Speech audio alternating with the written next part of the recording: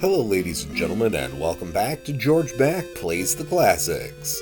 Arthur is back to save the day once again in Ghouls and Ghosts. This is a remake of the Genesis game of the same name, which is an arcade port itself. Loki is back and has kidnapped Princess Tamara. Someone has to defeat the gatekeepers and power up enough to put an end to Loki's wicked ways. Do you have what it takes? Levels are made up to be like the Genesis version of the game, but the capabilities of the Master System are not up to snuff, and as a result there are a lot of compromises.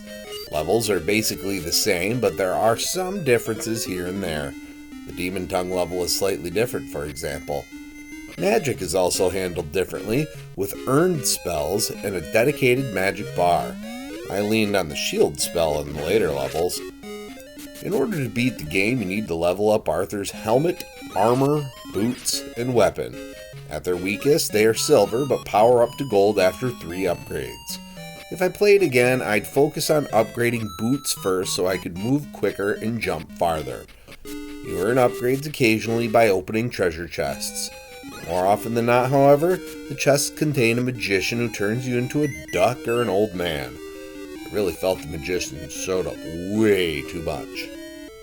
Levels require precise movements, but are quickly learned through trial and error. The annoying antlion is back in level 2, and the aforementioned demon tongues are there to annoy you as well. The levels are as much of a one-to-one port as they can be, which means they are slightly different due to hardware limitations. Bosses cap off each level, but are pushovers. Seriously, they were the least of my worries while playing. It seemed like they all had weaknesses for me to exploit. You aren't allowed to face Loki without fully powered equipment and the Psycho Cannon weapon. But once you have that, it's a cakewalk. All I did was throw on a shield, stand below his head, and attack up until he croaked.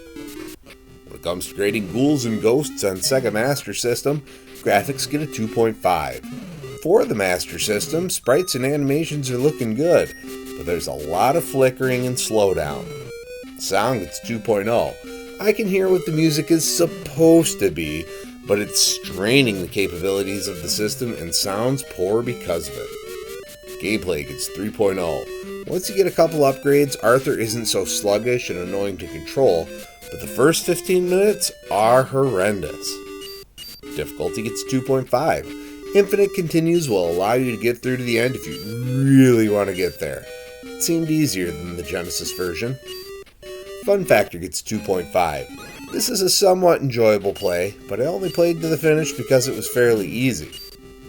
Overall, Ghouls and Ghosts earns a 2.5 and gets a B-. This is certainly in the upper echelon of Master System games released in America, but if you can play the Genesis version, just do that. Well, that's going to do it for me for today. Please make sure to like this video. Let me know what you think of Ghouls and Ghosts in the comments.